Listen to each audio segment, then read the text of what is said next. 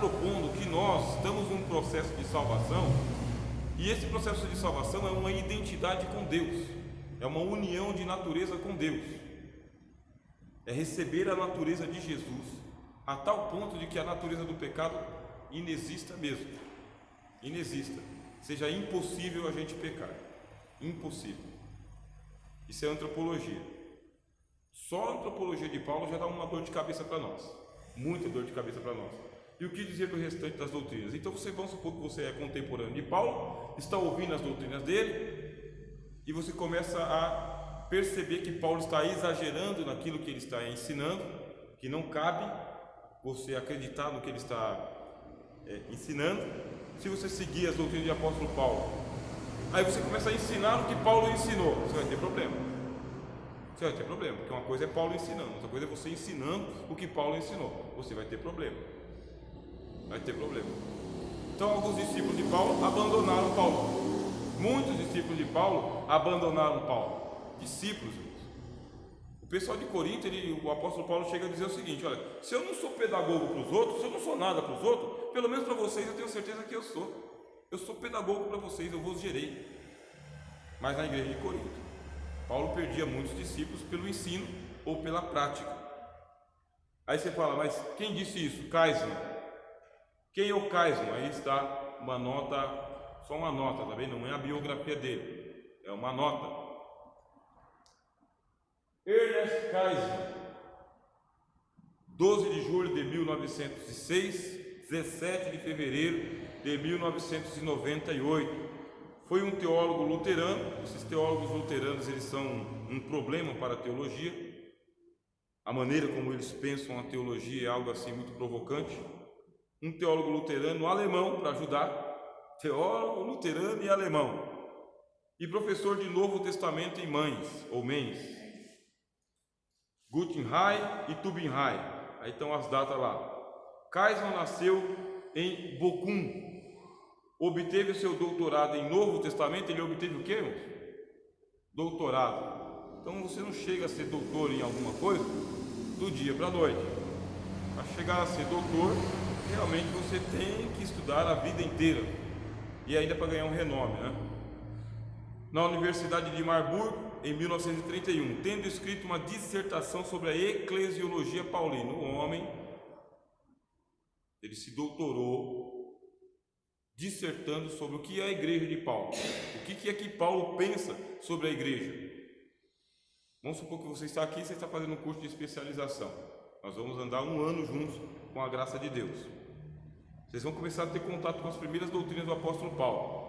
Eu passei para os irmãos um livro, depois o professor Elias vai mostrar um monte de outros livros. Ele vai estar apresentando a matéria dele aqui para vocês, vocês vão ver. Ele vai estar seguindo com os irmãos e as irmãs aqui também. E vocês vão ver a vastidão da teologia do apóstolo Paulo. Aí tem um homem que fala o seguinte: eu vou me doutorar em Paulo. Em quê? Em tudo? Não dá para me doutorar em tudo. Eu tenho que escolher alguma coisa que eu vou me doutorar. O quê? Eclesiologia paulina. Então isso aí é fácil. Aí você tem que pensar, o que é que o apóstolo Paulo ensinou sobre a igreja? O que ele crê sobre a igreja? Que tipo de igreja que ele está plantando e que tipo de igreja ele recebeu por revelação? Aí ele fala, grande é esse mistério. Qual o mistério? Cristo e a igreja. Efésios capítulo 5. Como assim? Comparando o casamento do homem com uma mulher, em que o homem e a mulher se tornam uma só carne. Aí ele pega e fala, grande é esse mistério em relação a Cristo e a igreja. Porque o que se une ao Senhor é um só espírito com ele. Isso aqui é perigoso, o professor Eli. Isso aqui é perigoso, meus irmãos, pastora Soraya. Ao que se une a Cristo é um só espírito com Cristo. Isso é perigoso. Por quê? Porque você está numa união espiritual indissolúvel com o Senhor Jesus, o Verbo de Deus, o Filho de Deus. Então não era fácil para qualquer pregador, qualquer pastor chegar e dizer isso para a igreja. Um só com o Senhor. É o que Paulo fala da igreja. A igreja, ela está em uma união mística com o Senhor Jesus, e essa união mística ela é indissociável, indissolúvel, não tem mais volta também, é irreversível. É irreversível. Fazer parte da igreja faz diferença para a salvação.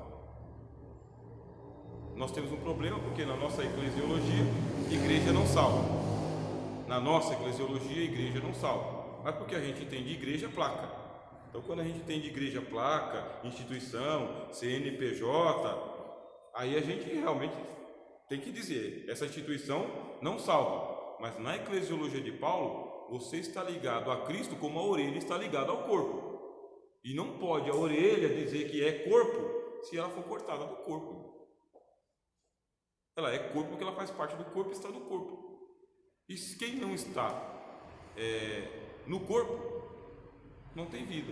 Então, na eclesiologia do apóstolo Paulo, a igreja ela é essencial e fundamental para a salvação, fazendo parte inclusive do mistério que estava oculto desde a fundação do mundo, de que os gentios eram co-herdeiros da salvação com os judeus. Co-herdeiros, um mistério. A igreja é um mistério junto com o Senhor Jesus, a igreja que é composta por gentios e judeus. Bom, então Paulo tem a igreja aqui em cima. Se você não apreciar a igreja, não consegue seguir com o apóstolo Paulo. Se você não apreciar a cruz, não segue com o apóstolo Paulo. Se não entender o plano de salvação para o corpo, a alma e o espírito, não segue com o apóstolo Paulo. Aí tem esse teólogo, Caisma, que se doutorou em eclesiologia paulina, só em eclesiologia. Vê a quantos metros de distância nós estamos de entender. Com Rudolf Bultmann, e aparece o nome de um outro teólogo aqui, Rudolf Bultmann. Você tem Ernest Caisman e Rudolf Bultmann como seu orientador de doutorado. Olha só, quem orientou o Caisman? O Bultmann. Aí você fala, mas nunca ouvi falar. Agora os irmãos vão ouvir falar. Bem, ouvi falar do Ernest Caisman e do Rudolf Karl Bultmann. Bem, deixa eu ver aqui, outro teólogo alemão, esse que orientou o Caisman no doutorado dele. Em 1912 começou a trabalhar como um docente na área de Bíblia, então ele se especializou em Bíblia. Eu li Metodologia do Novo Testamento do Bultmann. Bom, o livro demora muito para ler, meu Deus do céu, é muito denso. A metodologia do Novo Testamento do Bultmann.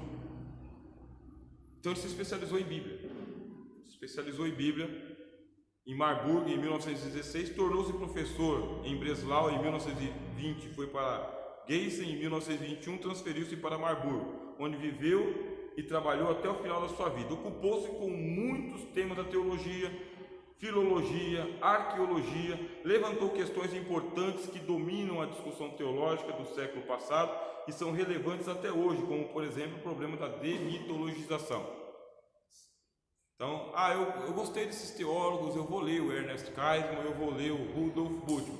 Se você ler Rudolf Bultmann, ele vai falar para você que tem muita linguagem no Novo Testamento que é chamada de linguagem mítica. O que é uma linguagem mítica? É uma figura de linguagem em que o que aconteceu não é do jeito que está no Novo Testamento, não é daquele jeito. Só que os autores do Novo Testamento não tinham acesso ao conhecimento científico que nós temos. Psicologia, física, química, não tinham. Então, o que o Novo Testamento fala? Fala que Jesus andou por sobre as águas, por exemplo. Mas aí você pensa, Jesus andou por sobre as águas? Bom, para os discípulos que escreveu, Jesus andou por sobre as águas. Mas andou mesmo? À luz da ciência aconteceu outra coisa. Então, se aconteceu alguma coisa, o que é que realmente aconteceu? O que eu faço?